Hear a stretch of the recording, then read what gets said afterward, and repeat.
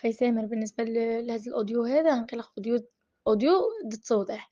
بالنسبة للإشاعات اللي كيخرجوا غيزلان غترجع للطريق ديالها، قالا غيزلان راهم رجعوا لبعضياتهم، غيزلان راه ما بقاتش في طنجة وهوزت للبلاد ورجعت للحياة ديالها. والله أخي ما رجعت ما والو، أنا باقا بعيدة وباقا مسافرة، باقا جالسة في طنجة، ما مشيت حتى شي بلاصة، قسما بالله ما مشيت حتى شي بلاصة. بالنسبة للإشاعات اللي كيخرجوا كنقول لهم الله يهديكم، الله يهدي ما خلق. أنا حنا بيدنا سادين ديك الموضوع صافي، يعني الحاجة فاتت، صافي يعني الحاجة فاتت بلا ما نبقاو نعاودو فيها نفس الهضرة، نعاودو فيها نفس الهضرة.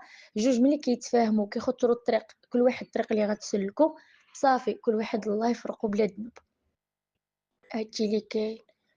أما الناس اللي كيكتبوا عليا العناوين وكل واحد كيخرج داك الشي اللي في راسو، غنقول لهم الله يهديكم. أنا بيدي كتصدموني، قسما بالله أنا بيدي كتصدموني. أنا بيدي ما كيكونش عندي الخبر بشي حاجة حتى كنشوف راسي مكتوبة في شي لائحة، كيبقاو يصيفطوا لي الأصدقاء غيزلان دخل شوف، غيزلان دخل شوف شنو كيقولوا.